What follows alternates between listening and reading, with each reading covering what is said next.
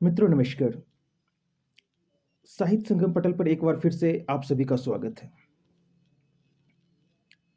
हमारा देश 200 वर्षों तक अंग्रेजों का गुलाम रहा और एक लंबी लड़ाई के पश्चात हमें आज़ादी प्राप्त हुई। आज़ादी के 7 दशक बाद भी यह बहस का मुद्दा हो सकता है कि हमें आज़ादी गांधी, नेहरू के नेतृत्व में लड़ी गई नरम के लोगों के कारण प्राप्त हुई या सुभाष चंद्र बोस, भगत सिंह, चंद्रशेखर आजाद आदि के नेतृत्व में लड़ी गई गरम दल वालों के कारण प्राप्त हुई। लेकिन इस बहस के बीच कलम से इस लड़ाई में अपना अमूल्य योगदान देने वाले साहित्यकार कहीं न कहीं पीछे छूट जाते हैं। उनका हम आज भी वह सम्मान नहीं कर पाए हैं जिनके वो वास्तव में हकदार थे। उस समय इस प्रकार से न्यूज़ चैनलों की बाढ़ भी नहीं थी और लोगों के पास सर्वसुलभ सोशल मीडिया भी उपलब्ध नहीं था। उस समय पत्रकारिता, और वह भी अंग्रेजों के विरुद्ध पत्रकारिता, खुद का और अपने परिवार का जान जोखिम में डालने के समान था। इसके बावजूद मातृभूमि के वीर सपूतों ने अपने कलम से क्रांति की वह ज्वाला जलाई जिसके फलस्वरूप जन जन के लोग आंदोलन से जुड़े और इस देश को आज़ाद कराने की लड़ाई में कूद पड़े। आज हम ऐसे ही वीर साहित्यकारों की बात करेंगे। हिमाद्रि त्रिंग श्रृंग से प्रबुद्ध शुद्ध भारती, स्वयं प्रभा समुज्ज्वला स्वतंत्रता पुकारती। अमृत वीर पुत्र हो दृढ़ प्रतिज्ञ सोच लो, प्रशस्त पुण्य पंथ है बढ़े चलो। अराती सैन्य सिंधु में सुरबाग्नि से जलो, प्रवीर हो जाई बनो बढ़े चलो। महाकवि जयशंकर प्रसाद द्वारा लिखित इस प्रयाण गीत ने स्वतंत्रता के लिए आगे बढ़ने की प्रेरणा आज़ादी के दीवानों को दी थी। श्री जगदम्बा प्रसाद मिश्र हितैषी द्वारा लिखित यह पंक्तियां आज भी बड़े गर्व से गाई जाती है। शहीदों के मजार पे लगेंगे हर वर्ष मेले, वतन पे मरने वालों का यह बाकी निशा होगा। माखनलाल चतुर्वेदी, राम नरेश त्रिपाठी, बालकृष्ण शर्मा, नवीन और सुभद्रा कुमारी चौहान ने राष्ट्र प्रेम को न सिर्फ मुखरित किया अपितु स्वतंत्रता आंदोलन में भाग भी लिया। माखनलाल चतुर्वेदी ने फूल के माध्यम से अपनी देशभक्ति की भावना को क्या खूब व्यक्त किया है। चाह नहीं मैं सुरवाला के गहनों में गूथा जाऊं, चाह नहीं मैं प्रेमी माला में बिंद प्यारी को ललचाऊं। मुझे तोड़ लेना ए वनमाली, उस पथ पर देना फेंक, मातृभूमि पर शीश चढ़ाने जिस पथ जाए वीर अनेक। राष्ट्रकवि मैथिली शरण गुप्त ने भारत भारती के द्वारा राष्ट्रीयता का प्रचार प्रसार कर भारत के रणबांकुरों को स्वतंत्रता आंदोलन में कूदने के लिए प्रेरित किया। उन्होंने बहुत सरल शब्दों में देश के लोगों की चेतना को झकझोर कर रख दिया था। कविवर श्यामलाल गुप्त पार्षद का झंडा गीत स्वतंत्रता सेनानियों के लिए शस्त्र ही बन गया था। विजय विश्व तिरंगा प्यारा, ऊंचा झंडा रहे हमारा। माइकल मधुसूदन ने बंगाली में, भारतेंदु हरिश्चंद्र ने हिंदी में, नर्मद ने गुजराती में, चीपू लूपंकर ने मराठी में, भारती ने तमिल में तथा अन्य अनेक साहित्यकारों ने विभिन्न भाषाओं में राष्ट्रीयता की भावना से परिपूर्ण उत्कृष्ट साहित्य का सृजन किया। यह ऐसा साहित्य लेखन था जिसे पढ़कर या सुनकर हमारे देश की तत्कालीन युवा पीढ़ी के रक्त में क्रांति का उबाल आ जाता था। उनकी बाजू में फर्क नहीं लगती थी और मन राष्ट्रवेदी पर बलि होकर देश के लिए सर्वस्व निछावर करने की भावना से ओतप्रोत हो उठता था। इन साहित्यिक कृतियों ने भारतवासियों के हृदय में सुधार व जागृति की उमंग उत्पन्न कर दी थी। स्वतंत्रता आंदोलन भारतीय इतिहास का वह युग है जो पीड़ा, करवाहट, दंभ, आत्मसम्मान, गर्व, गौरव तथा सबसे अधिक शहीदों के लहू को समेटे हुए है। स्वतंत्रता के इस महायज्ञ में समाज के प्रत्येक वर्ग ने अपने अपने तरीके से बलिदान दिया। इस स्वतंत्रता के युग में साहित्यकारों और लेखकों ने भी अपना भरपूर योगदान दिया। क्रांतिकारियों से लेकर देश के आम लोगों तक के अंदर लेखकों ने अपने शब्दों से जोश भरा।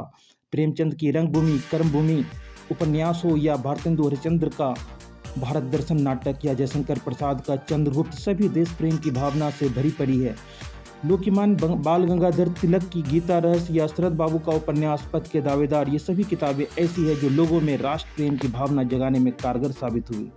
अहमद इकबाल के शब्दों में कुछ बात है कि हस्ती मिटती नहीं हमारी, सदियों रहा है दुश्मन दौड़ जहां हमारा। भारतेंदु हरिश्चंद्र ने जिस आधुनिक युग का प्रारंभ किया उसकी जड़ें स्वतंत्रता आंदोलन में ही थी। भारतेंदु और भारतेंदु मंडल के साहित्यकारों ने युग चेतना को पद और गद दोनों में अभिव्यक्ति दी। इसके साथ ही इन साहित्यकारों ने स्वतंत्रता संग्राम और सेनानियों की बुरी बुरी प्रशंसा करते हुए भारत के स्वर्णिम अतीत में लोगों की आस्था जगाने का प्रयास किया। वहीं दूसरी ओर उन्होंने अंग्रेजों की शोषणकारी नीतियों का खुलकर विरोध किया। अंग्रेजों द्वारा निरीह भारतीय जनता पर जुल्म सितम व लूट खसोट का उन्होंने बढ़ चढ़ कर विरोध किया। अंधेर नगरी चौपट राजा नामक व्यंग्य के माध्यम से भारतेंदु ने तत्कालीन राजाओं की निरंकुशता, अंधेर गर्दी और उनकी मूर्खता पर सटीक वर्णन किया है। अपनी भावनाओं को व्यक्त करते हुए उन्होंने लिखा है, भीतर भीतर सब रस चूसे, हंसी हंसी के तन मन धन मुँह से, जाहिर बातीन में अति तेज, क्यों साखी साजन न सखी अंग्रेज। द्विवेदी युग के साहित्यकारों ने भी स्वाधीनता संग्राम में अपनी लेखनी द्वारा महत्वपूर्ण भूमिका निभाई। महावीर प्रसाद द्विवेदी, मैथिली शरण गुप्त, श्रीधर पाठक, माखनलाल चतुर्वेदी आदि ने भारतीय स्वाधीनता हेतु अपनी तलवार रूपी कलम को पैना किया। इन कवियों ने आम जनता में राष्ट्र प्रेम की भावना जगाने तथा उन्हें स्वाधीनता आंदोलन का हिस्सा बनने हेतु प्रेरित किया।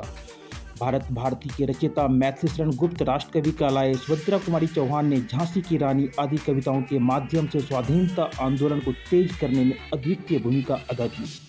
मैथिली शरण गुप्त ने भारतवासियों को स्वर्णिम अतीत की याद दिलाते हुए वर्तमान और भविष्य को सुधारने की बात की। हम क्या थे, क्या हैं और क्या होंगे अभी, आओ विचारें मिलकर ये समस्याएं सभी।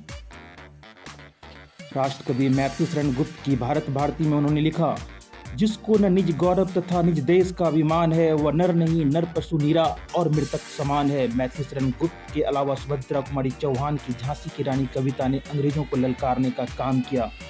बुंदेलों हर बोलों के मुंह हमने सुनी कहानी थी, खूब लड़ी मर्दानी वह तो झांसी की रानी थी। पंडित श्याम नारायण पांडे ने महाराणा प्रताप के घोड़े चेतक के लिए हल्दी घाटी में लिखा, रणबीच चौकरी भर भर कर चेतक बन गया निराला था, राणा प्रताप के घोड़े से पर गया हवा का पाला था, गिरता न कभी चेतक तन पर राणा प्रताप का कोरा था, वह दौड़ रहा और मस्तिष्क पर या आसमान पर घोरा था। जयशंकर प्रसाद ने अरुण यह मधुमेह देश हमारा, सुमित्रानंदन पंत ने ज्योति भूमि जय भारत देश, इकबाल ने सारे जहां से अच्छा हिंदुस्तान हमारा, तो बालकृष्ण शर्मा नवीन ने विप्लव गान लिखा। इन सब के अलावा बंकिम चंद्र चटर्जी का देश प्रेम से ओतप्रोत गीत वंदे मातरम ने लोगों की रगों में उबाल ला दिया। वंदे मातरम सुजलाम सुफलाम मलयज शीतलाम जस्यामला मातरम वंदे मातरम। सुभद्रा कुमारी चौहान की झांसी की रानी कविता को कौन भूल सकता है, जिसने अंग्रेजों की चूल्हे हिलाकर रख दी। वीर सैनिकों में देश प्रेम का अगाध संचार कर जोश भरने वाली अनूठी कृति आज भी प्रासंगिक है। सिंहासन हिल उठे राजवंशों ने भ्रिकुटी तानी थी, बूढ़े भारत में भी आई फिर से नई जवानी थी, गुमी हुई आज़ादी की कीमत सबने पहचानी थी, दूर फिरंगी को करने की सबने मन में ठानी थी, चमक उठी सन 57 में वह तलवार पुरानी थी, बुंदेलों हर बोलों के मुंह हमने सुनी कहानी थी, खूब लड़ी मर्दानी वह झांसी वाली रानी थी। इकबाल ने सारे जहां से अच्छा हिंदुस्तान हमारा, तो बालकृष्ण नवीन ने विप्लव गान में लिखा, कभी कुछ ऐसी तान सुनाओ जिससे उथल पुथल मच जाए, एक खिलोरे इधर से आए एक खिलोरे उधर को जाए, नाश नाश हाँ महानाश की प्रलयंकारी आंख खुल जाए, कहकर रण बांकुरों में नई चेतना का संचार किया था। इसी श्रृंखला में सिमंगल सिंह सुमन, राम नरेश त्रिपाठी, रामधारी सिंह दिनकर, राधाचरण गोस्वामी, बद्रीनाथ चौधरी, प्रेमगन, राधा कृष्णदास, श्रीधर पाठक, माधव प्रसाद शुक्ल, नाथुराम शर्मा, शंकर, दया प्रसाद शुक्ल, स्नेही, त्रिशूल, माखनलाल चतुर्वेदी, सियाराम शरण गुप्त, अज्ञे जैसे अनगिनत कवियों ने अपना योगदान दिया। इसी प्रकार राधा कृष्णदास, बद्रीनाथ चौधरी, प्रताप नारायण मिश्रा, पंडित अंबिका दत्त व्यास, बाबू राम कृष्ण वर्मा, ठाकुर जगमोहन सिंह, राम नरेश त्रिपाठी, सुभद्रा कुमारी चौहान एवं बाल कृष्ण शर्मा नवीन जैसे प्रबुद्ध रचनाकारों ने राष्ट्रीयता एवं देश प्रेम की ऐसी गंगा बहाई, जिसके तीव्र वेग से जहां विदेशी हुक्मरानों की नींव हिलने लगी, वहीं नौजवानों के अंतस में अपनी पवित्र मातृभूमि के प्यार का जज्बा गहराता चला गया। कथा सम्राट मुंशी प्रेमचंद्र भी स्वतंत्रता आंदोलन में अपनी भागीदारी निभाने में पीछे नहीं रहे और मृत प्राय भारतीय जनमानस में भी उन्होंने अपनी रचनाओं के जरिए एक नई ताकत व नई ऊर्जा का संचार किया। प्रेमचंद की कहानियों में अंग्रेजी हुकूमत के खिलाफ एक तीव्र विरोध को देखा गया। इसके अलावा दबी कुचली, शोषित व अफसरशाही के बोझ से दबी जनता के मन में और कर्तव्य बोध का ऐसा बीज अंकुरित हुआ जिसने सबको आंदोलित कर दिया। प्रेमचंद ने जन जागरण का एक ऐसा अलग जगाया कि जनता हुंकार उठी। सरफरोशी का जज्बा जगाती प्रेमचंद की बहुत सारी रचनाओं को अंग्रेजी शासन के रोष का शिकार होना पड़ा। न जाने कितनी रचनाओं पर रोक लगा दी गई और उन्हें जब्त कर लिया गया। कई रचनाओं को जला दिया गया, परंतु इन सब बातों की परवाह न करते हुए अनवरत लिखते रहे।